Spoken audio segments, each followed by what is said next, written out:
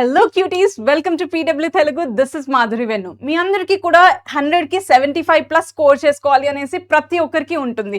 కొందరికి 100కి 90+ స్కోర్ చేసుకోవాలి అని కూడా ఉంటుంది. బట్ కొంతమంది ఏంటి, అరే పాస్ అయితే చాలు అనుకుంటారు. బట్ అలా అనుకున్నా కానీ ఇంగ్లీష్లో 75+ ఈజీగా స్కోర్ చేసుకోవచ్చు.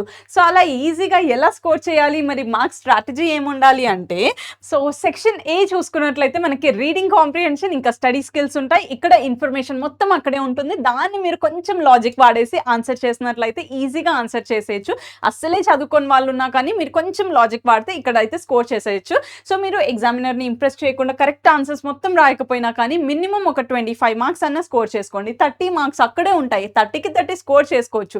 బట్ ఒక 5 మార్క్స్ మీకు ఎగ్జామినర్ తీసేసినా కానీ 25 మార్క్స్ వచ్చినా కానీ ఇక్కడ సేఫ్ సైడ్ అన్నమాట. ఓకేనా? సో 5 మార్క్స్ అన్నది కోల్పోయినా కానీ పర్లేదు, 75 స్కోర్ చేసుకోవాలి అన్న టార్గెట్ ఉన్న వాళ్ళకి. ఓకేనా? బట్ నా సజెషన్ అయితే ఎవరికైతే అన్ని ఓకే కాన్ఫిడెన్స్ ఉందో 30/30 స్కోర్ చేసుకోండి. 28 అన్న స్కోర్ చేసుకోవడానికి ట్రై చేయండి. ఓకేనా? నెక్స్ట్ నాన్న ఇక్కడ సెక్షన్ బి చూసుకున్నట్లయితే మనకి 40 మార్క్స్ ఉంటాయి grammar and vocabulary based. So ఇది ఎలా రివిజన్ చేయాలి అనేసి నేను స్ట్రాటజీ ఆల్రెడీ చేశాను, అది ఫాలో అయిపోండి. 40కి 40 కూడా స్కోర్ చేసుకోవచ్చు.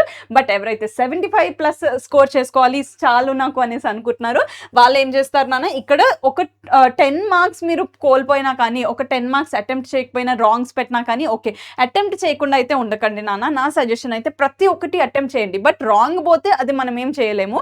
ఒక 10 మార్క్స్ మీరు రాంగ్ ఆన్సర్స్ పెట్టినా కానీ పర్లేదు.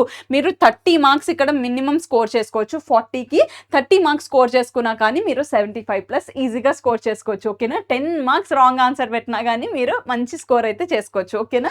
బట్ ఎవరైతే కరెక్ట్ ఆన్సర్స్ ఆల్రెడీ చదివేసి ఉన్నారో మీరు మాక్సిమం అయితే 35+ స్కోర్ చేసుకోవడానికి ట్రై చేయండి. ఓకేనా? నెక్స్ట్ నాన్న సెక్షన్ సి క్రియేటివ్ రైటింగ్ చూసుకున్నట్లయితే ఇక్కడ మీరు ఇంకా కొంచెం లాజిక్, క్రియేటివిటీ అన్నీ వాడేసి మంచిగా నీట్గా రిప్రజెంట్ చేసి ఫార్మాట్స్ అన్నీ కరెక్ట్గా నేర్చుకొని వెళ్తే సరిపోతుంది. ఫార్మాట్స్ అన్నీ కూడా నేను ఆల్రెడీ వీడియోస్ చేశాను కాబట్టి అవి చూసుకోండి నాన్న.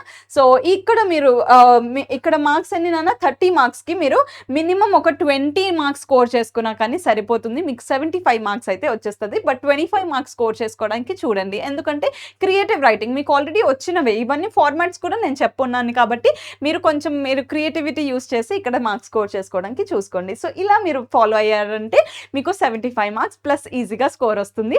అండ్ మీ టార్గెట్ అయితే నా సజెషన్ 90+ పెట్టుకోండి. 90+ అయితే స్కోర్ చేసుకోవడానికి ట్రై చేయండి. బికాస్ లాంగ్వేజెస్ మనకు స్కోరింగ్ సబ్జెక్ట్ కాబట్టి.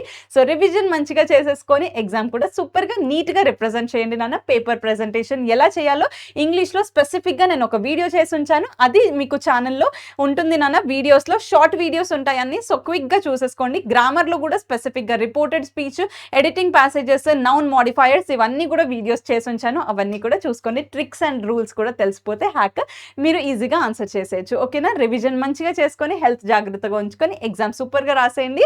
మళ్ళీ నెక్స్ట్ వీడియోతో మళ్ళీ కలుద్దాం నాన్న. Till then take care, bye, good luck for your exams.